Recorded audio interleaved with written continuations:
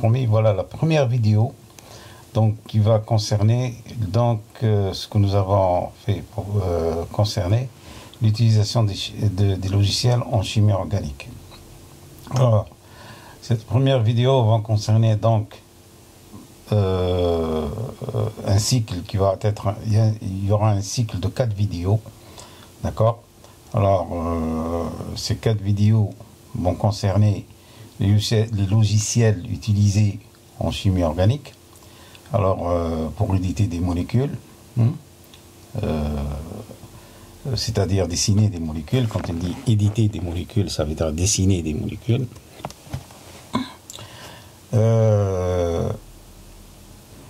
Et plus particulièrement, donc, on va essayer de, plus particulièrement Gauss View, que l'on utilisera plus fréquemment en modélisation.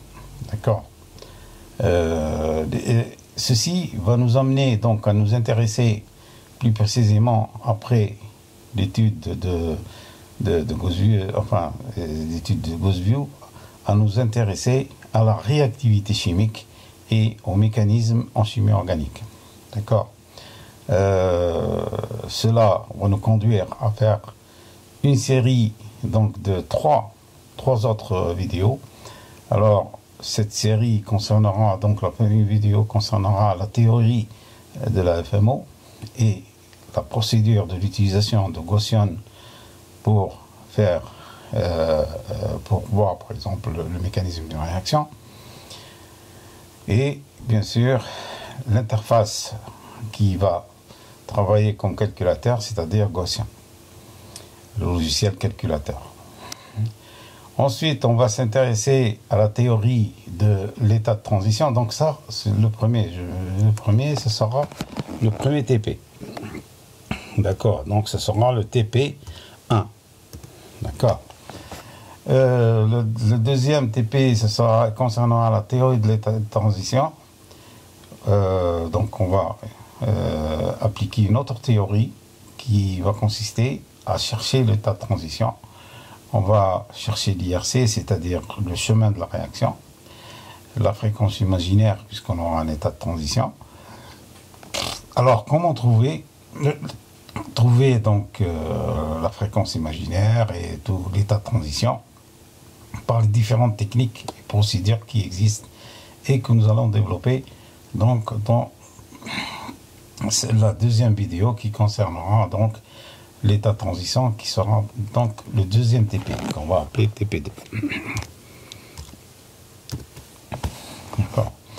Ensuite, on finira donc par la théorie de la DFT conceptuelle des différents index chimiques. Donc, ce sera, donc ça c'est le dernier TP qui sera le TP3. TP3. Voilà. Donc voilà à peu près le plan des 4 vidéos que nous allons faire ensemble. Donc une sur les logiciels utilisés, une sur la FMO, une sur l'état de transition et une sur la DFT. Voilà donc concernant la première vidéo. Alors la deuxième vidéo, la première vidéo, pardon, on verra plus en détail les logiciels utilisés en chimie organique. Donc les logiciels utilisés en chimie organique pour éditer des molécules, c'est-à-dire, ça ce sera la première vidéo, dessiner les molécules, et plus particulièrement on verra donc Gauss View, que l'on l'utilisera plus fréquemment en modélisation. Puis on verra donc de manière plus de manière générale, on verra les logiciels de dessin, notamment ChemOffice, Gauss View, et on parlera aussi des autres logiciels existants, notamment BioAvia et ChemStack. Voilà le plan donc de la première vidéo que j'essaie de faire pour que vous puissiez faire vos TP, TP1, TP2 et TP3. Donc on va commencer par la première vidéo. Alors cette première vidéo concernera, on parlera des logiciels de dessin et plus particulièrement ceux utilisés donc pour faire de la modélisation. Alors on va les diviser en deux logiciels. Deux logiciels gratuits qui est BioVia, donc deux logiciels gratuits, BioVia et ChemStack, et deux logiciels payants, donc ChemOffice avec deux éditeurs, donc ChemDraw 2D et Chem 3D. Et enfin, on finira bien sûr par le plus important, c'est-à-dire GaussView, qui va nous servir pour faire donc de la modélisation avec Gaussian. Donc voilà à peu près ce qu'on va faire aujourd'hui. Donc on commence par les logiciels gratuits. Alors les logiciels gratuits, par exemple le BioVia, alors c'est très simple, il faut aller le chercher sur le web. Alors vous faites tout simplement, vous allez sur Google, voilà, vous allez sur Google et vous mettez BioVia, voilà, BioVia, voilà, et vous avez donc le site qui héberge donc ce logiciel là, qui est un logiciel donc de dessin, enfin un éditeur de molécules, et vous appuyez donc directement sur le site et vous allez au site et vous allez vers Product Download, voilà, vous allez vers Freeware, donc Freeware, BioVia Software, vous appuyez ici, voilà, et vous allez avoir votre logiciel qui est BioVia Draw. Alors vous avez ici Request Free Copy of BioVia Draw, voilà, vous appuyez, vous suivez tout simplement ce que vous allez avoir, donc ce petit questionnaire à remplir, donc voilà, il faut le remplir, hein, vous écrivez votre nom, votre nom. De toute façon, vous avez, si vous êtes étudiant ou enseignant, comme ici, no fee, donc pas de frais BioVia Draw for academic and non commercial use. Donc vous remplissez et puis tout simplement vous soumettez votre formulaire, donc vous remplissez ce formulaire là et vous envoyez, et ils vont vous laisser télécharger, donc ils vont vous donner un lien pour télécharger directement le logiciel dont vous avez besoin. Alors vous allez tout simplement au téléchargement, voilà, vous allez à téléchargement, voilà, vous allez à téléchargement et vous allez trouver votre logiciel qui est ici, voilà. Donc voilà, via sous forme compressée ou décompressée, et vous avez votre logiciel décompressé ici, voilà. Voilà, décompressé, BioVia Draw, décompressé 64 bits, puisque mon ordinateur c'est un 64 bits, donc ça, dans le questionnaire, vous allez choisir le format qui vous convient. Et vous avez donc BioVia, un exécutable sur lequel vous appuyez et il va s'installer automatiquement. Voilà. Bon, là, dans mon cas, puisque moi j'en ai pas besoin, je laisse donc, je n'exécute pas. Juste pour vous montrer comment on fait pour donc installer BioVia Draw, qui est un logiciel très performant et qui est gratuit, donc vous n'avez pas besoin de l'acheter. Voilà, ça c'est pour BioVia. Alors pour ChemStack c'est la même chose, donc vous faites la même procédure, vous allez vers Google, donc vous allez vers Google, donc on revient en arrière un peu, voilà, vous allez, voilà, et vous mettez tout simplement ChemStack et vous téléchargez directement. Là c'est plus simple, il vous demande ni de remplir un formulaire. ChemStack, voilà, ChemStack, le site inaccessible. Donc là on revient en arrière, je sais pas si, ah, il y a un problème, je crois que nous avons plus d'internet. Ah si, il revient, donc voilà, Stack, enfin quelque chose comme ça, voilà. Chemstech. Voilà, donc ça c'est pour Chemstech. Voilà, donc, et vous téléchargez, vous avez plusieurs sites. C'est un logiciel qui est très disponible. Vous allez dans, par exemple, je sais pas, ici, softonic.com et vous téléchargez directement Chemstech, vous l'installez, il va vous donner donc un exécutable que vous installez. Donc voilà pour les deux logiciels gratuits. Alors je ne vais pas m'étendre beaucoup sur les logiciels puisque ce sont des logiciels gratuits mais qui ont pratiquement tous les logiciels de dessin ont la même interface. Donc vous allez, on va se retrouver pratiquement avec les mêmes palettes, le même tableau, etc., etc. Alors sauf pour GhostView, pardon, oui, pour GhostView, vous avez le tableau et le bureau qui sont séparés. Quand pour les autres logiciels, ils sont intégrés, ils sont en même temps. Voilà à peu près donc pour ces logiciels gratuits. Donc maintenant, on va voir les logiciels payants. Alors, les logiciels payants, alors je vous ai parlé de deux logiciels. Alors, il y a d'abord ChemOffice. ChemOffice, c'est un logiciel, c'est une suite.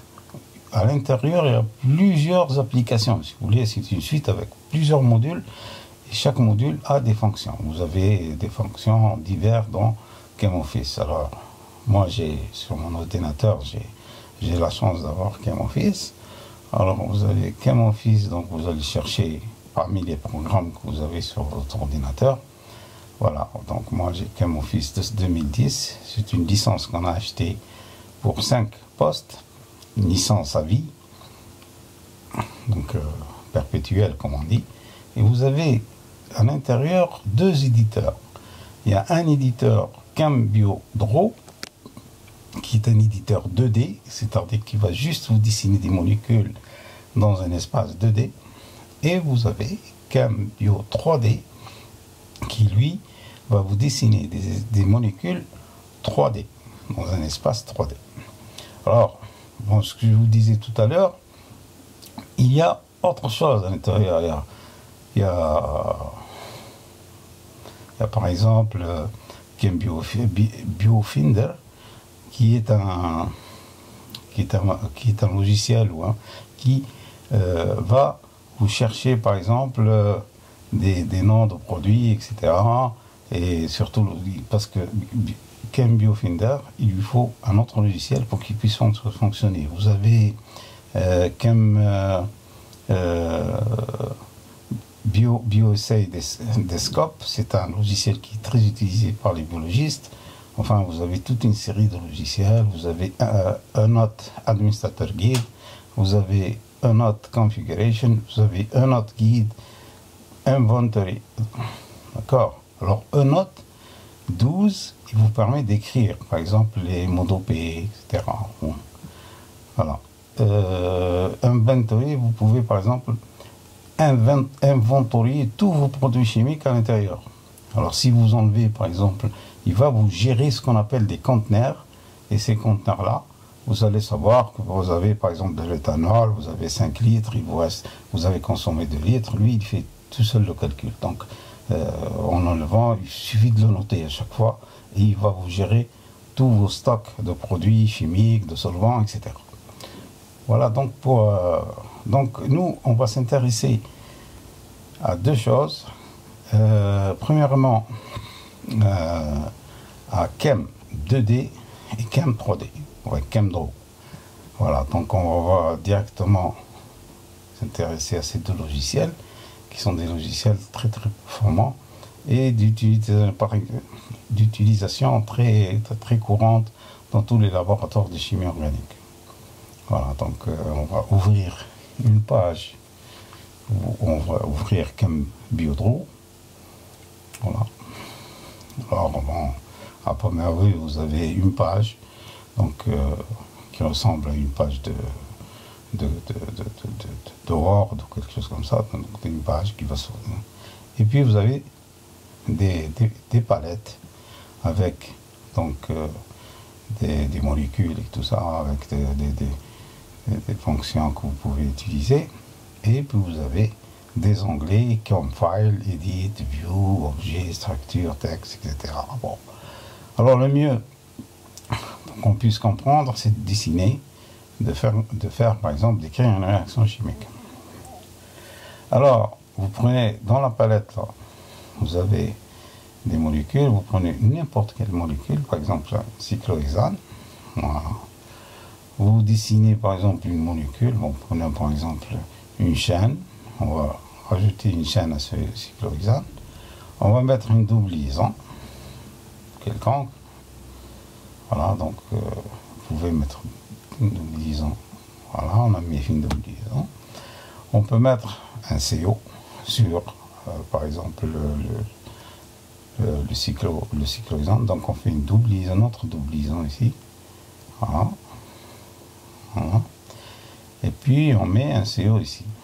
Voilà. Donc on prend A. Ça c'est un atome, on va écrire un texte. Et on met un oxygène. Voilà. Donc ça c'est... Voilà. Donc on peut mettre, je sais pas, une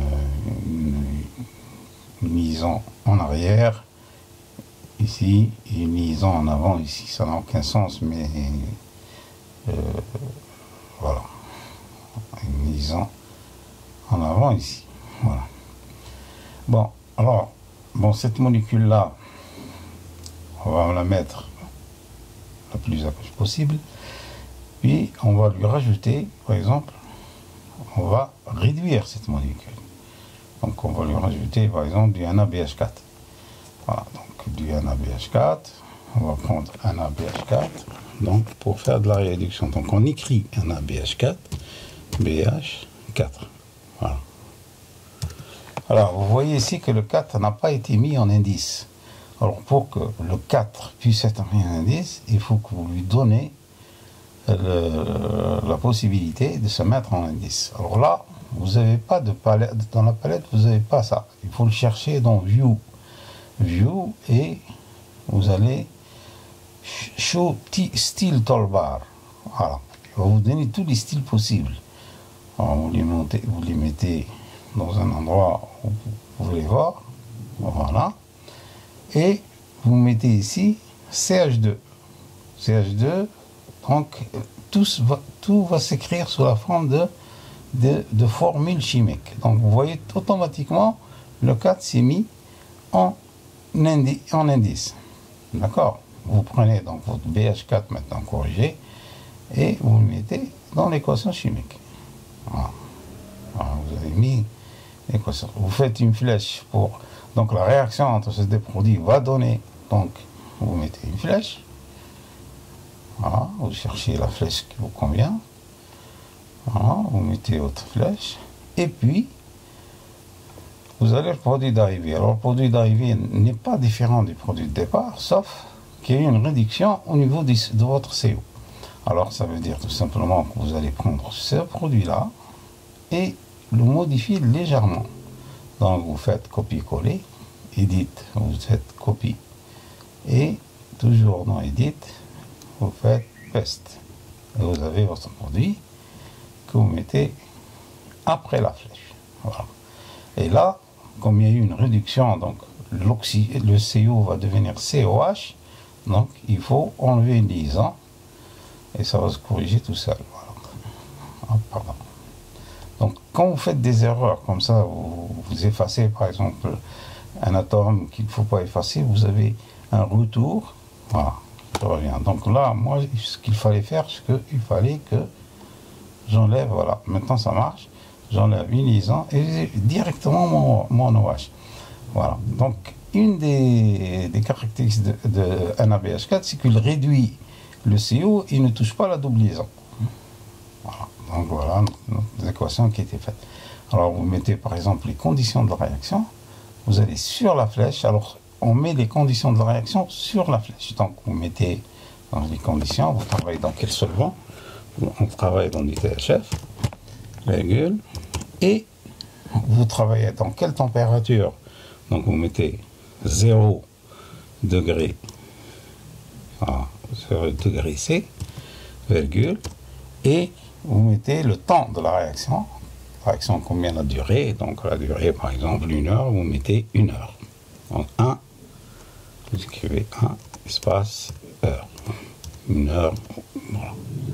Et en dessous, donc ça, c'est les conditions de la réaction. Et en dessous, vous mettez votre rendement. Le rendement, donc, vous écrivez tout bêtement. Le rendement, par exemple, ici, on va dire un rendement de 80%. Donc, on va écrire 80%. Voilà, 80%. Voilà, 90%.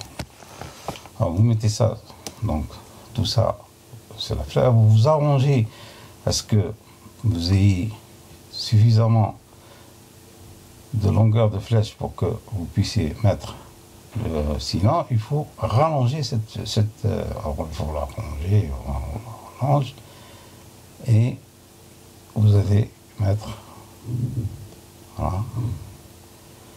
Alors là elle n'est pas tout à fait longue, donc il faut encore la rallonger, voilà. Hop. De telle sorte qu'il faut pas qu'elle soit trop grande et trop petite, voilà. Voilà. Voilà, donc vous avez 80. Donc là, vous avez fait votre réaction chimique. Donc là, c'est une réaction complète que vous pouvez insérer facilement donc, dans du texte. Donc, vous allez chercher du texte, hein, vous allez dans Word. Donc vous ouvrez une page Word. Voilà. Vous cherchez du texte. En face, on va donner un exemple ici. Par exemple, chapitre 2. Là, un chapitre donc de là, on est là, voilà, vous avez ici chapitre 2, là on va voir du texte, voilà, chapitre 2, voilà, où il y a encore des molécules. Si vous insérez ça entre ces deux paragraphes, donc tout simplement vous allez mettre là, et vous mettez coller, voilà, vous allez avoir, hop, là, c'est une molécule qu'on avait fait tout à l'heure. Mais si vous prenez tout le texte, voilà, si vous prenez par exemple toute la molécule qu'on a faite, alors il faut faire attention, il faut d'abord la sélectionner, sélection all, il faut passer par objet pour faire ce qu'on appelle un groupement. Bon. Ensuite vous allez copier, et vous allez ici, dans l'endroit où vous allez l'insérer, et vous faites paste. Et voilà, la réaction, elle est là. D'accord? Donc, vous faites paste. Alors, vous pouvez la mettre où vous voulez. Hein. Voilà, donc là, si vous voulez la mettre là, vous voulez la mettre au milieu, etc. Alors, là, un autre avantage, c'est que si vous cliquez sur la figure, vous revenez à ChemDraw, voilà. Vous revenez à la ChemDraw pour faire les modifications. Alors si vous voulez faire une modification, par exemple, je sais pas, vous mettez ici, vous avez oublié de mettre par exemple CH2, CH2, CH3, CH2, CH, voilà. Voilà, ben, tout simplement, en revenant, voilà, voilà, copier. On copie ici, donc vous allez avoir CH2, CH3 ici, voilà, paste, et automatiquement, en revenant vers votre texte, vous retrouvez les modifications que vous avez faites. Donc c'est automatique, voilà, c'est automatique. Donc il suffit juste d'enregistrer le travail que vous avez fait. Voilà, donc ici, vous enregistrez, vous dites file, enregistrer, save, et le changement est fait. Voilà. Donc il vous pose la question, il vous dit est-ce que vous voulez conserver? Vous dites non, ça n'a aucun sens. Mais la modification a eu lieu sur le texte que vous avez, où vous avez inséré votre molécule. Voilà, donc une des manières de travailler avec ChemDraw. Alors, bon, c'est avec le temps qu'on apprend à utiliser ChemDraw, qui est donc très varié, qui possède plusieurs qualités. Voilà donc pour ChemDraw. Alors ça c'est le logiciel donc ChemDraw 2D. Alors pour Chem 3D, dans ce logiciel, vous allez dessiner des molécules, mais en 3D. Donc là, il faut y aller directement chercher ce logiciel-là. Vous cherchez ce logiciel donc, dans la suite ChemOffice. Et dans la suite ChemOffice, vous avez ici ChemBio 3D. C'est la même chose. ChemBio 3D ou Chem 3D, c'est la même chose. Et vous avez ChemBio 3D qui va s'ouvrir et qui va vous permettre de dessiner des molécules 3D. Alors, juste une information, vous pouvez importer des molécules. C'est-à-dire, si vous avez des molécules qui ont été dessinées en 2D, vous pouvez les importer et les mettre directement au niveau du tableau ici et vous les visualiser en 3D. Ça, c'est très important puisque des fois, vous avez besoin de voir la stéréochimie des molécules, etc. Donc, vous êtes obligé de faire ça. Alors là, en plus donc de dessiner des molécules en 3D, vous pouvez les calculer, faire des calculs avec ce logiciel-là, d'accord, et voir certaines choses. Alors pour dessiner, bon, c'est très simple, hein, soit vous prenez directement la palette, vous avez des palettes ici, voilà, une palette avec, voilà, vous avez directement, voilà, et il va vous dessiner la molécule, voilà. Donc il va vous dessiner la molécule. Et vous avez une autre méthode qui c'est d'écrire directement avec donc le texte dans la molécule. Si vous écrivez par exemple CH3, alors C, CO, CH3 par exemple l'acétone, vous avez directement l'acétone qui va apparaître. Voilà. L'acétone. Pardon. Voilà. Voilà l'acétone. Donc vous avez un CO, CH3, CH3. Alors il faut faire des calculs. Alors, vous avez des interfaces qui peuvent aussi, comment dirais-je, qui peuvent aussi apparaître donc, et être utilisées comme Gaussian, etc. Donc, vous pouvez faire des mesures, vous compute priorité. Voilà, vous faites ChemPro, vous calculez ces log de P, etc. Bon, vous avez plusieurs manières de... C'est un logiciel que moi, personnellement, je n'utilise pas beaucoup. Juste, j'utilise donc Chem3D. Donc, c'est un logiciel qui est très performant. Et si vous vous intéressez, il suffit d'aller vers le help, voilà, help, et voir. Donc là, il va vous donner l'essentiel de ce qu'il peut faire sur ce logiciel-là. Donc, vous avez, voilà. Donc ce logiciel-là, ce qu'il peut faire, donc tutoriel, donc les tutoriels, vous avez, etc. Le panel, comment un display, building model, etc. Voilà. Ceci pour vous donner une idée de ce que c'est qu'un logiciel 3D. Voilà, donc grosso modo, on a vu à peu près le... Alors pour BioVia et ChemStack, c'est pratiquement la même chose que pour ChemDraw. C'est exactement le même principe. Si vous connaissez l'un, vous connaissez l'autre. Alors là, on vous le fournit avec des lunettes, donc vous pouvez voir en 3D. Ces lunettes vous permettent de voir en profondeur. Voilà, donc grosso modo, de manière grossière, donc des logiciels 2D et 3D qui sont contenus dans ChemOffice. Maintenant, on va passer au logiciel qui nous intéresse plus particulièrement, donc, puisque c'est un logiciel qu'on va utiliser le plus souvent. Donc, c'est le Gauss. Donc, non, alors là, il faut fermer cela. Voilà. Donc, c'est GaussView. Ce logiciel-là, c'est un logiciel de dessin de molécules qui est utilisé par Gaussian et qui va être utilisé dans nos 3 TP, TP1, TP2, TP3. Donc c'est c'est un logiciel qui a beaucoup d'intérêt pour nous. Alors, comment on fait? Alors, on va tout simplement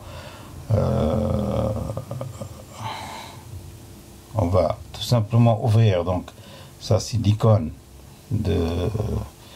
donc du GhostView. Donc on ouvre GhostView. Voilà, donc moi j'ai le GhostView 5, actuellement ils ont, je sais pas, le GhostView 6 je crois. Donc vous avez deux parties, contrairement aux autres. Vous avez une partie où il y a la palette, où apparaît le motif que vous utilisez, et un tableau où vous dessinez les molécules. Voilà, donc c'est vraiment un logiciel dédié pour la modélisation. Donc qui va nous permettre d'éditer des molécules pour la modélisation. Alors vous avez, c'est le même principe, hein, vous avez File, Edit, View, Calculate, Result, donc avec une palette qui contient donc différentes palettes, hein, vous avez que les éléments, vous avez les cycles, vous avez etc. Donc le mieux pour nous, c'est de prendre un exemple. Alors, l'exemple, c'est, on va dessiner une molécule, hein. On va prendre une molécule quelconque, donc, et on va la dessiner avec Gaussian. Et on va essayer de calculer, donc, et voir les calculs qu'on peut faire. Voilà, donc, la première des choses, avec GaussView, il faut choisir l'élément principal de mon molécule. Dans notre cas, c'est le carbone, puisqu'on travaille avec des généralement avec des molécules carbonées, donc c'est le carbone. D'accord? Donc par exemple, on va faire, je sais pas moi, des molécules, des réactions de cyclodisson, des réactions en carbone. Ensuite, on choisit un élément qui est, donc, soit vous avez les cycles, voilà, les cycles. Alors, il faut appuyer deux fois pour voir toute la palette, tout le template, ce qu'on appelle le template des fragments de cycles. Voilà.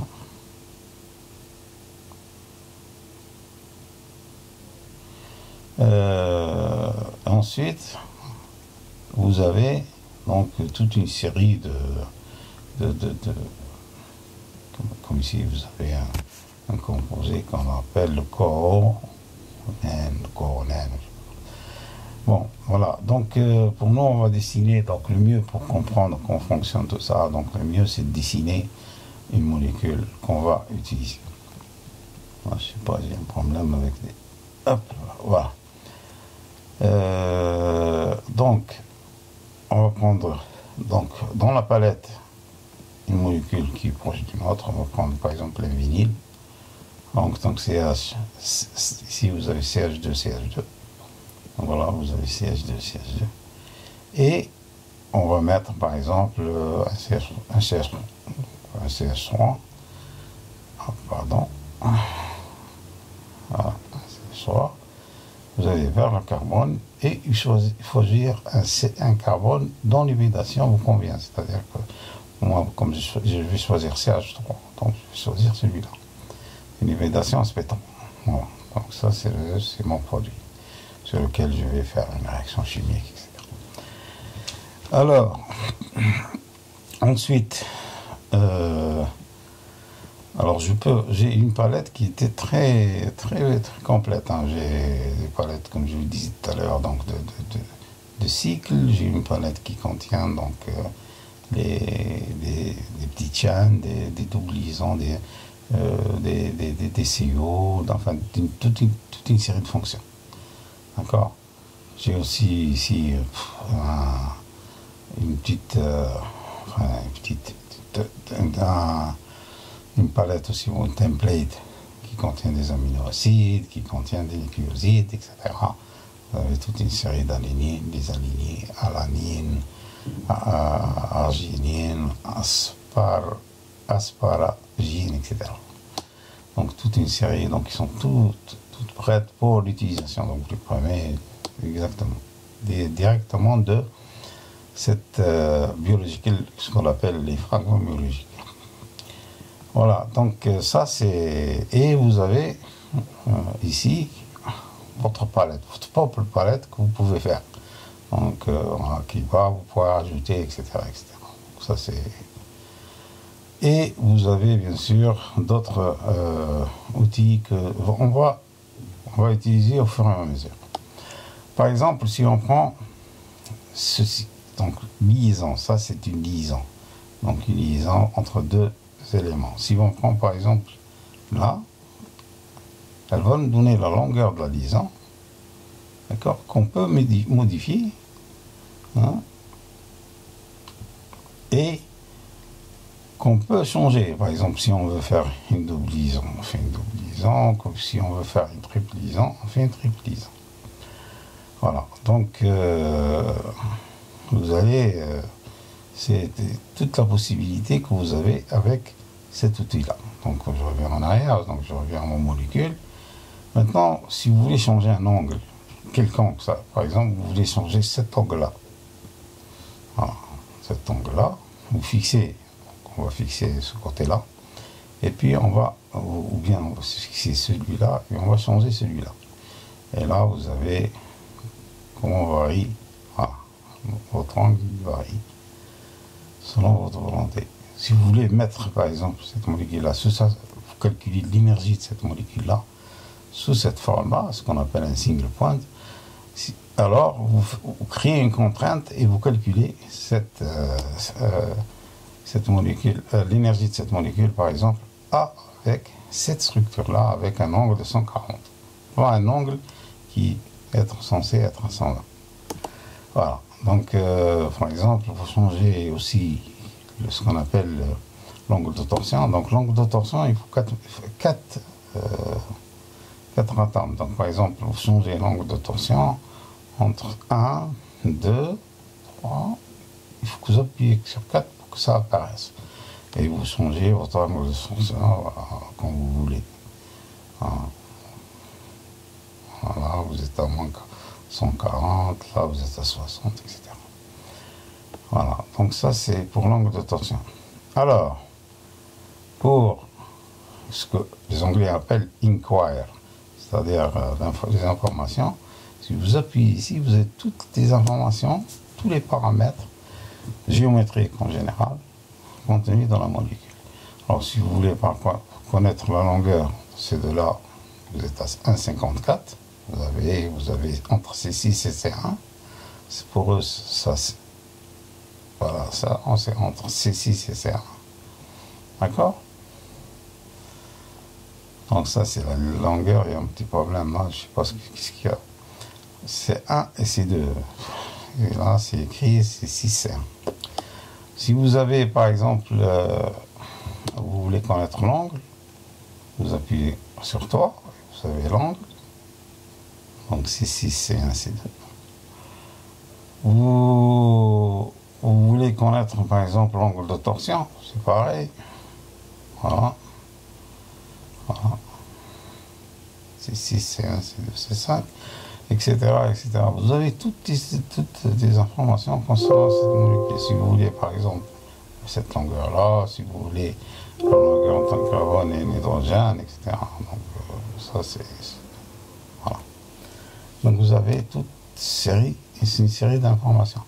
Alors, ceci, ça c'est pour rajouter un hydrogène. Donc si vous voulez par exemple rajouter un hydrogène, ici vous mettez, hop, et ça, il y a un hydrogène qui se rajoute. Mais ça c'est pour enlever un hydrogène. Donc vous appuyez ici, vous l'enlevez. Alors ça c'est des rotations. Bon, alors, il faut... On va revenir en arrière. Alors si vous faites une erreur, vous avez la possibilité de revenir en arrière. D'accord? Maintenant, si vous faites ça, voilà, il y a une rotation de 180 degrés. Voilà. Maintenant, si vous voulez, voilà, là on peut centrer la molécule pour mieux la voir. Ici, on peut connaître le numéro de votre élément. Par exemple, si vous voulez, ici vous avez le 7, si vous appuyez ici, vous avez le 5. Ça c'est l'atome 5 et ça c'est l'atome 7. C'est important, pourquoi? Parce que lorsque vous allez faire dans la FMO, vous allez calculer les orbitales, vous êtes obligé de connaître quel est le carbone qui porte telle et telle orbitale. Et ça, c'est très important. Maintenant, si vous voulez l'enlever, vous enlevez. Alors, si vous voulez tout voir, vous appuyez ici. D'accord? Voilà, c'est enlever, donc tout voir. Voilà. Voilà à peu près, grosso modo, comment bon, ça, ceci pour revenir en arrière, ceci pour écrire la molécule dans ça. Voilà. Là, il arrange un peu la molécule, il fait un arrangement. Ici, vous voyez les atomes liste éditeur, donc vous voyez, il va vous éditer, voilà, il va vous éditer tous les atomes. Donc le carbone 1, 2, puis sur le carbone 1, vous avez 3 hydrogènes, le 3, le 4 et le 5, etc. Et vous avez, entre le carbone et le carbone, vous avez une distance de 1, donc une liaison. Vous avez une liaison avec une distance de 1,35. D'accord? Entre le carbone et l'hydrogène, d'accord, vous avez une liaison Na avec les deux, avec l'hydrogène 2, voilà, etc., etc. Donc là c'est le tag, là c'est le, voilà, une liaison avec l'hydrogène, etc. Et vous avez les distances et l'angle, etc., etc. Donc toute une série, bon, vous devez connaître. Donc ça c'est pour connaître un peu les degrés de liberté, parce que lorsque vous comptez le nombre d'angles de liaison, puis le nombre d'angles de valence, puis le nombre de torsion, vous devez trouver le nombre de degrés de liberté de la molécule. D'accord?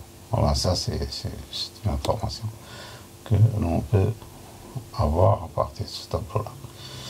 Voilà, en gros, bon, ça c'est la même chose, sauf c'est en Redundance Coordinator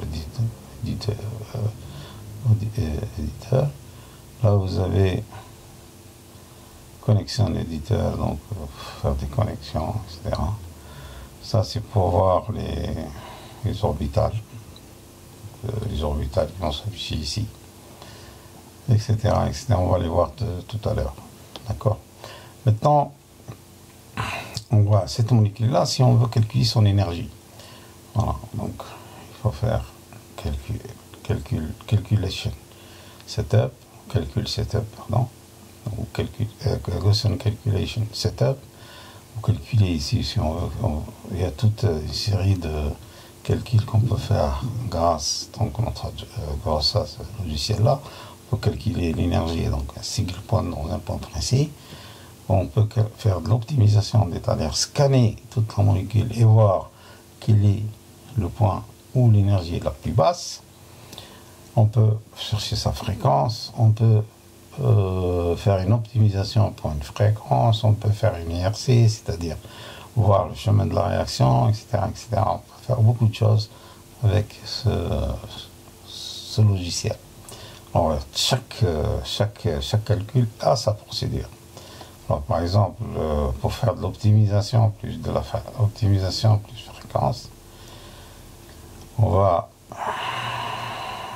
donc minimiser au minimum. Alors les autres il faut rien toucher, hein, il faut laisser les choses. Là, il faut juste choisir la méthode. Donc, on va choisir une méthode, semi-empirique pour aller vite, à la main, et puis on va choisir un titre. Par exemple, ce produit-là, on a donc un d'autre carbone, donc c'est un pentane. Pardon, c'est un propane. Voilà, donc on va dire le propane. Voilà. même pas la peine de préciser un ou deux, puisque que ce soit que le double liaison soit de ce côté-là ou de ce l'autre côté, c'est un produit tout à fait symétrique. Donc c'est le propane. Donc on va donc, mettre le titre et soumettre. Nous on a choisi de faire tout ça. Donc on va soumettre notre travail. Ici, propane.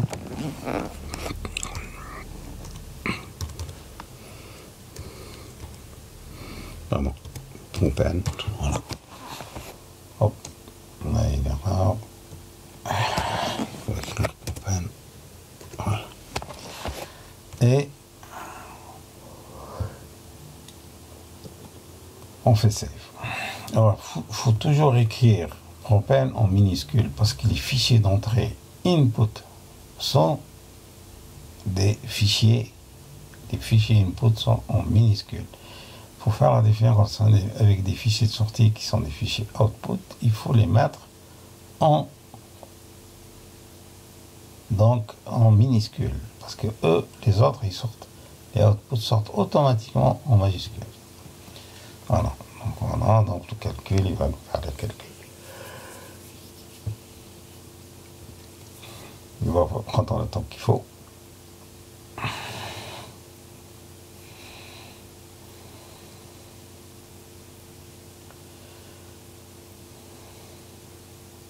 Donc ça va prendre pas beaucoup de temps puisque ce sont des calculs dans celui opéré qui sont, sauf comme redemander ici, de nous donner aussi des fréquences, donc il faut plus de temps. Mais en général, c'est des calculs qui vont durer, voilà, donc le calcul est terminé avec des processeurs très simples. Donc on va prendre deux fichiers, donc il y a deux fichiers de sortie. CHK, donc c'est des fichiers qui sont pratiquement pareils, sauf que CHK contient un peu plus d'informations. Donc voilà, donc on a notre produit sous forme de propane log, d'accord, et on va voir les résultats. Donc là on a fait le calcul, à côté on va voir le résultat, on va voir le sommaire, il va nous donner l'énergie, il va nous donner etc. Donc ici il n'a trouvé aucune fréquence imaginaire. Et ça, on verra après, au niveau de l'état de transition, que la fréquence imaginaire est très très importante pour confirmer l'état de transition. Et voilà, ça c'est les informations qu'il faut vous donner, l'énergie, etc. Ensuite, vous avez toujours dans le résultat, vous avez la charge distribution, donc vous avez la distribution de la charge de la molécule, d'accord, et ensuite vous avez aussi les vibrations, puisqu'on va demander, et il va vous donner toutes les vibrations de la molécule. Voilà. Alors, vous pouvez les voir, hein. Par exemple celle-là, c'est la vibration, voilà, switch, voilà, donc voilà, vous avez cette vibration-là, vous avez cette vibration-là, etc. Voilà. Vous pouvez voir les vecteurs de déplacement, etc. Donc ça c'est stop animation. Ça c'est les vibrations dans la molécule. Donc vous avez les vibrations, etc. Et vous avez aussi les orbitales. Donc là, les énergies des orbitales. Voilà, vous avez les énergies des orbitales. Voilà. Donc là, vous pouvez voir vos orbitales. Voilà. Et vous chargez vos orbitales.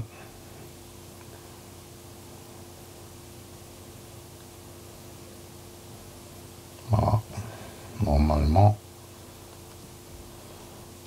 vous avez celle-là, c'est la HOMO, et celle-là, c'est la LUO. Donc là, vous pouvez visualiser. Voilà, ça c'est votre les orbitales. Donc votre HOMO. Et si vous voulez voir l'orbital de la LUMO, voilà. Donc, si vous enlevez ça, normalement, on va faire le calcul. Voilà, ça c'est les orbitales de la LUMO. Et c'est comme ça qu'on va, par exemple, au niveau de la FOMO, faire les combinaisons entre les orbitales les plus, par exemple, les plus dans les coefficients sont les plus grands. Comme on voit ici, par exemple, le côté de la mer, il est plus important que celui-là. Par exemple. Voilà. Donc il y a beaucoup de choses à avoir exploité à partir de cette. Donc là, on vous a montré grossièrement, grosso modo, donc l'utilisation d'un GaussView 5.0.9 et tout l'intérêt. Alors, quand on va travailler sur faire la théorie des développement, on va utiliser donc GaussView 5 et on va encore entrer dans d'autres détails. Alors par exemple, au niveau des résultats, vous avez ce qu'on appelle le fichier, le viewfield.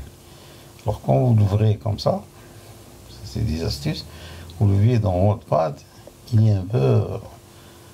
voilà, et vous avez des sauts de ligne, c'est pas très clair.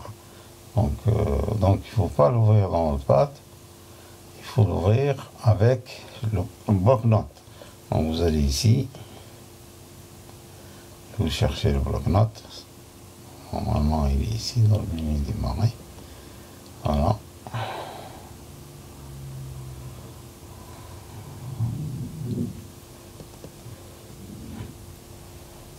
Je sais pas s'il arrive à s'ouvrir. Voilà mon bloc-notes, j'ai l'impression qu'il est ouvert. Voilà, donc vous allez choisir, il n'a pas suffisamment de mémoire aussi. Voilà, donc vous allez choisir bloc-notes. Normalement, ça doit marcher. Et vous ouvrez votre molécule. Voilà. Et vous ouvrez, donc vous allez, par exemple ici, ouvrir, vous allez au bureau, je pense. C'est pas où je les ai mis, j'oublie complètement. Les molécules, donc ici, c'était exemple, je pense. Voilà. Ils sont là. Donc là, vous avez rien du tout. Vous voyez rien. Alors il faut aller vers fichier texte et faire tout type de fichier. Parce qu'il ne les voit pas, lui. Ils ne sont pas en extension texte, donc il ne les voit pas. Donc là, comme je vous disais, Propel, c'est en majuscule. Donc on ouvre, et là, il n'y a pas de dessous de ligne, il n'y a rien. C'est bien présenté, voilà. Relativement bien présenté.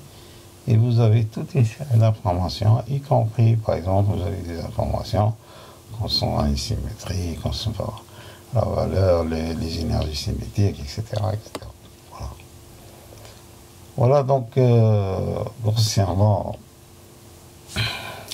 ce que je voulais vous montrer dans la vidéo 1, c'est-à-dire les logiciels en chimie mécanique et leur utilisation.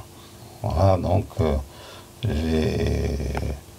vais vous laisser et je vais vous souhaiter, donc si vous souhaitez, donc bonne nuit si vous êtes en train de, c'est la nuit, et je vais vous souhaiter en même temps de bien, j'espère que vous avez bénéficié un peu de cette vidéo pour comprendre l'utilisation des logiciels en chimie organique. Allez, bonsoir.